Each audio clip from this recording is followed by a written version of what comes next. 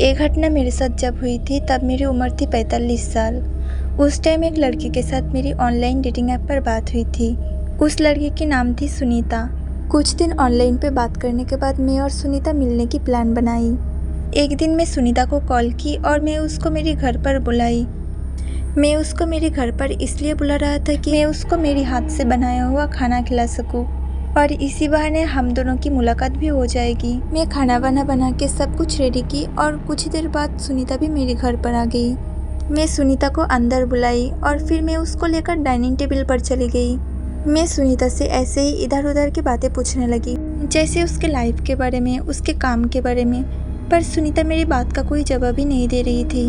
मैंने सोची कि शायद सुनीता इतना ज़्यादा बात करने वाली लड़की नहीं है, उसको इतना ज़्यादा बात करना शायद पसंद नहीं होगी। कुछ देर ऐसे ही चुप बैठने के बाद सुनीता अचानक से मुझसे बहुत ही ज़्यादा फ्रेंडली होकर बात करी। उसने मुझसे पूछी, अच्छा रमेश, तुम्हारे घर पर कैंडल्स है क्या, और क्या तुम एक कैंडल ले आ सकते हो? सुनीता की बात सुनकर मुझे ऐसी लगी कि शायद सुनीता को कैंडल लाइट डिनर करनी है। मैंने उसको बताया कि अच्छा तुम रुको 1 मिनट, मैं अभी जाकर कैंडल ले आती हूँ। ये कहकर ही मैं कैंडल ले आने चला गया। फिर जब मैं कैंडल लेके लौट रही थी, मैं देखी सुनीता अपने चेयर से खड़ी होकर कुछ कर रही थी और मुझे देख के वो बहुत ही ज़्यादा डर गई थी और जल्दी से अपनी चेयर पर बैठ गई। मैं उससे पूछी, अच्छा सब ठीक है ना, तुम्हें कोई परेशानी तो नहीं हो रही है? फिर सुनीता ने मुझे जवाब दिया, नहीं नहीं, मुझे कोई परेशानी नहीं हो रही है, बस मेरे पैर में थोड़ा सा दर्द कर रही थी, इसलिए थोड़ा सा स्ट्रेचिंग कर रही थी। खैर जो भी हो, मैं भी चेयर पर बैठ गई और मैं हमारे पीने के लिए थोड़ा सा वाइन रखी थी। सुनीता ने मुझे बताया कि मैं खाना खाने से पहले थोड़ा वाइन पीना चाहती हूँ। मैंने उसको बताया चलो ठीक है, हम पहले वाइन ही पी लेते हैं। फिर मैं जब वाइन पीने जा रही थी तो मेरी नज़र ग्लास पर पड़ी। मेरे ग्लास में वाइन के अंदर कुछ सफ़ेद सा तैर रही थी। देखने में लग रही थी कि इसमें कोई कुछ सफ़ेद सा पाउडर मिलाया है। फिर मुझे सुनीता के ऊपर थोड़ा सा शक होने लगी, क्योंकि ग्लास के अंदर वो सफ़ेद सा पाउडर तो ऐसे ही नहीं आ सकती। पर मैं सुनीता को इस बारे में कुछ कहने से भी डर रही थी, क्योंकि क्या पता कि वो उसने कुछ मिलाया नहीं हो, फिर फालतू में मैं उसको शक करूँगी और उसको भी बहुत ही ज़्यादा बुरा लगेगी। सुनीता उस टाइम मुझे ही देख रही थी। खैर मैं सुनीता को इस बारे में कुछ नहीं कहा। मैं सुनीता के सामने वाइन पीने का नाटक करने लगी। मैं वाइन का गिलास सिर्फ मेरी होठ पर टच कर रही थी, वाइन अंदर नहीं निकल रही थी। फिर मैं एक बहुत ही अजीब चीज़ नोटिस की। मैं वाइन पी रहा देखकर सुनीता बहुत ही अजीब तरह से स्माइल कर रही थी और इसके कारण ही मुझे सुनीता के ऊपर फिर से शक होने लगी। फिर मैंने ये भी सोचा कि शायद मैं कुछ ज़्यादा ही सोच रहा हूँ, क्या पता कि शायद मैं फालतू में उसके ऊपर शक कर रहा हूँ। जो भी हो, फिर हम दोनों ने बहुत ही ज़्यादा मज़े कर मेरे हाथ का बनाया हुआ खाना खाने लगा। सुनीता मुझे बता रही थी कि उसको मेरी हाथ का बनाया हुआ खाना बहुत ही ज़्यादा पसंद आई है। हम दोनों मिलकर हमारे प्लेट का सारा खाना खा लिया। फिर हम दोनों ने मिलकर टेबल साफ करके फिर से उसी जगह पर बैठे। हम दोनों बैठे थे। फिर सुनीता मुझसे पूछी, अच्छा रमेश, तुम्हारे बाथरूम किधर है? मुझे थोड़ा सा बाथरूम यूज़ करनी थी। फिर मैं सुनीता को हमारे बाथरूम की तरफ पॉइंट आउट की। सुनीता को हमारे बाथरूम का डायरेक्शन बता दी और सुनीता बाथरूम में चली गई। सुनीता बाथरूम में जाने के बाद मैं उसके लिए वेट कर रहा था। सुनीता बाथरूम में गई हुई 10 से 12 मिनट के ऊपर हो रही थी, पर वो अभी तक नहीं आ रही थी, इसलिए मुझे थोड़ा सा चिंता होने लगी।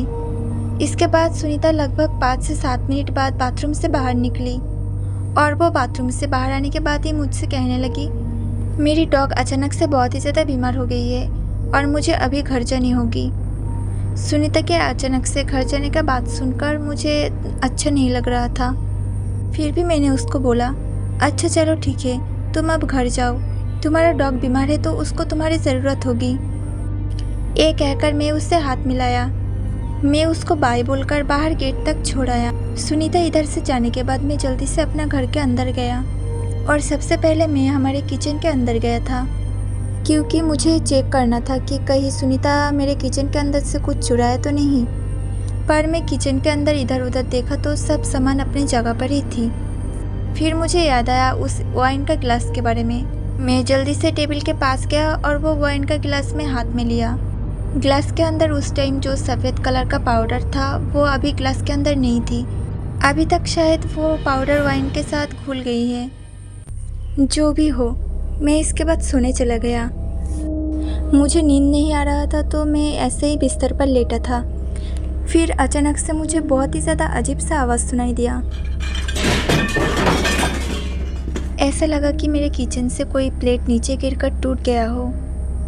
पर मैं हमेशा मेरे किचन का सामान ऐसे रखता हूँ कि उधर से कुछ गिर के टूटने का चांस ही नहीं है। फिर मुझे थोड़ा सा शक होने लगा कि घर के अंदर कोई घुस गया होगा, और मुझे ये भी लग रहा था कि शायद मैं कोई सामान सही से नहीं रखा था और वो सामान नीचे गिर के टूट गया है।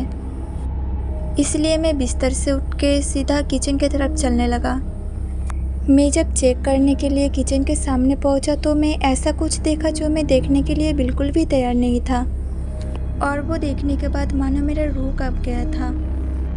मैंने देखा कि किचन के अंदर कोई हाथ में एक चाकू लेकर खड़ी थी, और वो जो इंसान हाथ में चाकू लेकर खड़ी थी वो कोई और नहीं थी बल्कि वो सुनीता थी। सुनीता को ऐसे हालत में देख के मैं तो बहुत ही ज़्यादा डर गया था। वो देखने में भी बहुत ही ज़्यादा अजीब लग रही थी, और पता नहीं क्यों वो हाथ में चाकू लेके खड़ी थी। पता नहीं, पर मुझे कुछ सही नहीं लग रहा था।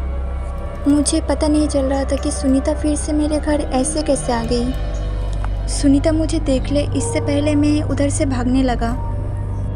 मैं भाग के सीधा मेरे रूम में आके पहुंचा और मैं पुलिस को कॉल किया।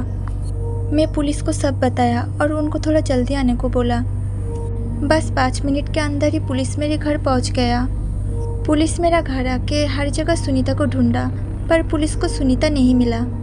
पुलिस जब तक मेरा घर पहुंचा था तब तक सुनीता यहाँ से भाग गया था। वो लोग मुझसे सुनीता का नंबर मांगा ताकि वो लोग सुनीता को आसानी से ढूंढ पाए। फिर मैं पुलिस को सुनीता का मोबाइल नंबर दे दिया ताकि वो लोग सुनीता को आसानी से ढूंढ सकें। सिर्फ 2 दिन के अंदर ही पुलिस सुनीता को ढूंढ लिया। सुनीता को गिरफ्तार करने के बाद सुनीता के बारे में बहुत कुछ पता चला। पुलिस मुझे कॉल करके बताया कि सुनीता ऐसे ही लोगों के साथ डेट करती है, और जब वो उन लोगों के साथ मिलती है तो उनको ड्रग्स देती है, और जब वो लोग ड्रग्स की वजह से बेहोश हो जाते हैं तो सुनीता उनके घर से लूटपाट करती है, और सुनीता 2 लोगों का मर्डर भी कर चुकी है। ये सब बातें सुनकर मैं तो बहुत ही ज़्यादा घबरा गया था, और अभी तो मैं एकदम श्योर हो गया था कि उस दिन मेरे वाइन के गिलास में भी सुनीता ड्रग्स मिलाई थी। मैं आज भी यही सोचता हूँ कि उस दिन अगर मैं वो वाइन पी लेता और अगर पुलिस सही टाइम पर नहीं आता तो मेरे साथ क्या होता।